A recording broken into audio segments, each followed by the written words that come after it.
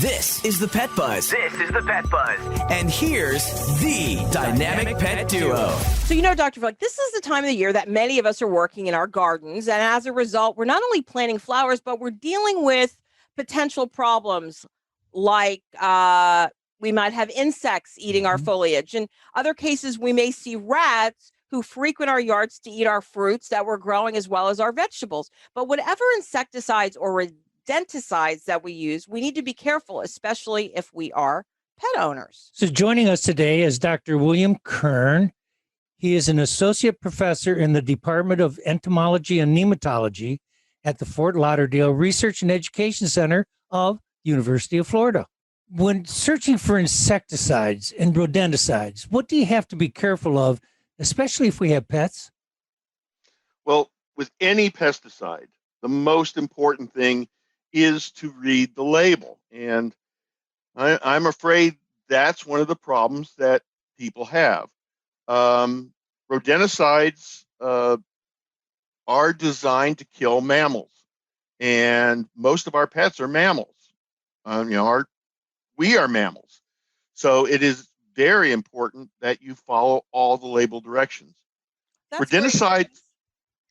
Yep. That's great advice, I was saying, because so many people buy stuff and they don't read or pay attention to any of the ingredients. Yeah, and as a veterinarian, a lot of people don't follow the instructions we give them on the label for the medications we send home. Right, Doc?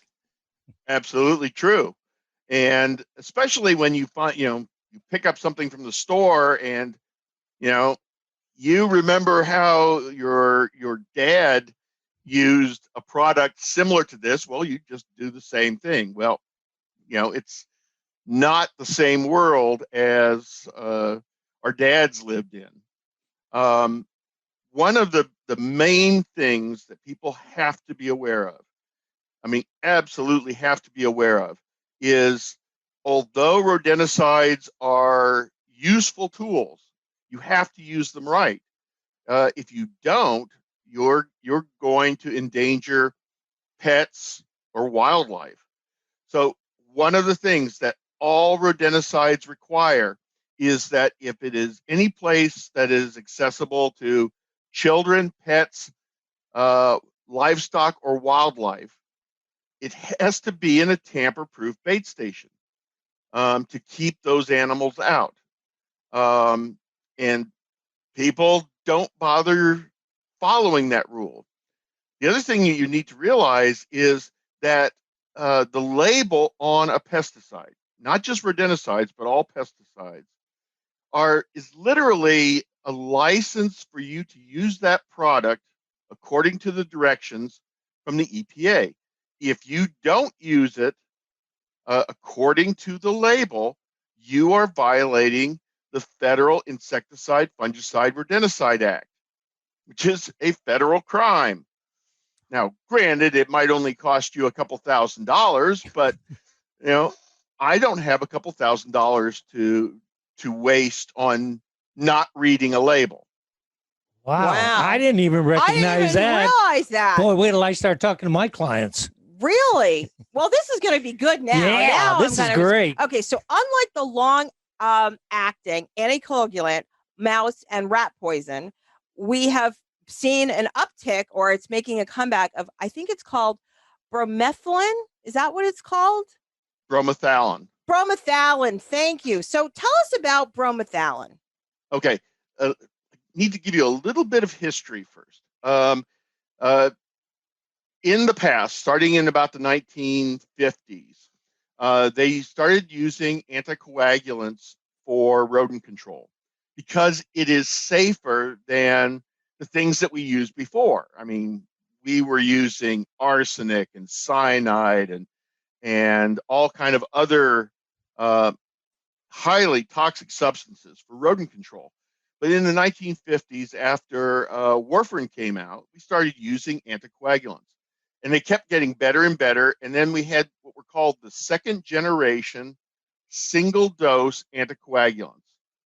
And those were things like bromadiolone, brotificome, and a few others. And of course, because they were very widespread, we had accidents. And we were having problems with pets and wildlife being poisoned by these compounds. Especially, we had a problem with secondary toxicity, where a hawk or an owl or a cat or a dog ate a rat that was poisoned, and the poison was still in the animal and then poisoned the second animal, the predator or the scavenger that ate it. So EPA decided, we needed to restrict those compounds. And about 10 years ago, they did that. They actually put restrictions on those second generation single dose anticoagulants, and required that if you sell them, you have to sell them in a bait station. Or if you're a farmer or a pest control operator, you can buy them in large volume, because they figure, homeowners aren't going to want to spend $50 or $60 on a bucket of rodent bait. So it was a means of reducing access to the rodenticide rather than making it, outlawing it or making it a restricted use product. So it became restricted access. Well, because of that, we started looking at the other available rodenticides. And bromethalin was one of the very active new rodenticides. It's relatively new, probably 20 years old or so. And it is not an anticoagulant. It is a mitochondrial poison. So it's going to affect things like muscles and nerves that have large numbers of mitochondria. That's why you tend to get some neurological symptoms with it. So, what are the symptoms if your pet ingests the rat bait? Well, the big problem with bromethalin is very often there are no symptoms for 24 to 36 hours. And by that time, the damage is already done. The other problem we have with bromethalin is it does not have an antidote.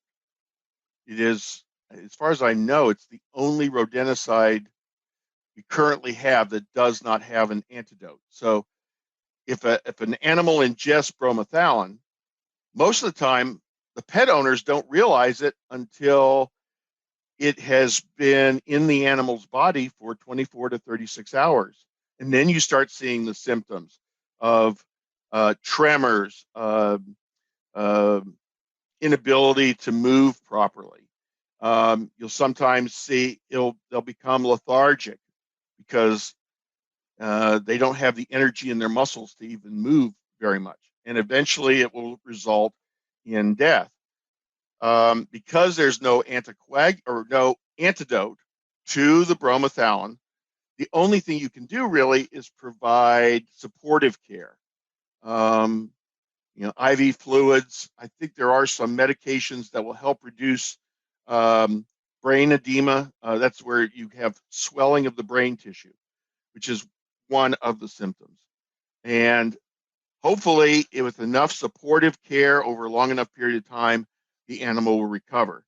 But in the majority of cases, they don't. They continue to go downhill, and the veterinarian is forced to do a euthanasia. Sad. That's my real concern about bromethalin. It has certain advantages. We have much less of a problem with secondary toxicity. So, a sick rat that has eaten bromethalin, or a mouse that's eaten by a hawk or an owl, it has already excreted a lot of that compound before it starts getting sick and becomes easy for the hawk or owl to catch it. So that means that we have less problems with secondary toxicity. It is accidental poisoning that really is a problem, and especially a problem for dog owners. Cats don't like to chew on paraffinized blocks. That was my next question, because I live in a neighborhood that has some feral cats. So, and also a lot of people in this country have indoor outdoor cats. Are cats a little bit more sensitive to this particular rodenticide than dogs? For example, would you see the symptoms faster? I mean, am I going to walk out of my house and see dead cats in my yard? I mean, what talk a little bit about that. Are cats more sensitive? I don't know that they're necessarily more sensitive. They are definitely less likely to accidentally eat the bait. The bait is not something that cats would normally feed on, because it's designed to attract rats. So it's going to be. I suppose there might be some forms that have a meat base for Norway rats, but generally it is a fruit and grain based bait that isn't attractive to cats. Raccoons, yes. Squirrels, definitely. Opossums, maybe. Dogs, definitely. We've seen that with dogs. But generally, the main problem we have is people not reading the label and just distributing this bait in their yard. I'm not sure why they think it's not going to hurt anything, but that's the case. They don't use tamper-proof bait stations. Which brings up my final question. Any lasting advice for our pet owner listening audience? Well, first of all, bromomethalin is a valuable tool for rodent control. It has been safely used by the pest control industry, and it has been used in agriculture for a long time. So people just need to follow the label, which means if you're going to put bromomethalin around your house, it has to be in a tamper-proof bait station. That's a station that is safe from a 6-year-old child or a dog from either getting into the station or shaking the poison out.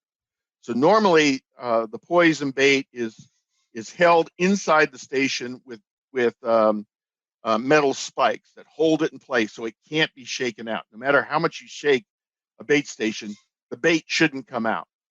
And this is all intended to protect children, pets, livestock, and wildlife, which is what it says on the label. Now, sometimes it's hard to find bait stations. Usually you end up having to go to the feed store because farmers and ranchers use a lot of this bait, and they put it in bait stations to protect their livestock. So again, tamper-proof bait stations. Right, and they can either be made out of heavy-duty plastic, or in areas where we have large livestock, we actually have specially reinforced metal bait stations that are heavy enough and strong enough that a cow or a horse could step on them without damaging them. But these are, they're not inexpensive. But the good thing about these bait stations is they will normally last for decades. Clean them out occasionally. Wow. So you're getting your money's worth.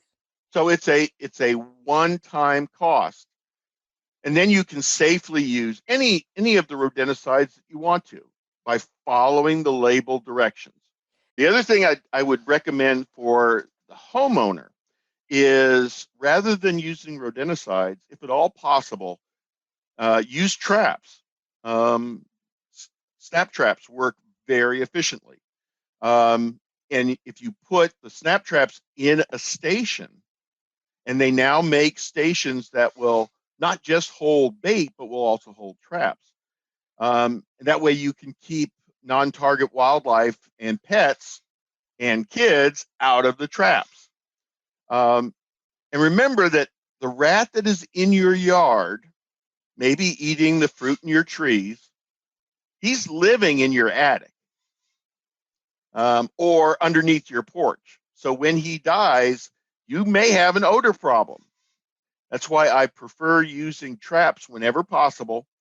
And they have some really cool traps now. They've got electrocuting traps that use a couple of batteries. I think they use 4 AA batteries, which kill the animal quickly and humanely. And then all you have to do is just dump the trap into the trash can. Or actually, you're supposed to put them in a paper bag, roll it up, then put it in the trash can. And like Doc says, follow the instructions. Gosh, that's so important. Right. Thank you for saying that. Thank you for listening to this episode of The Pet Buzz.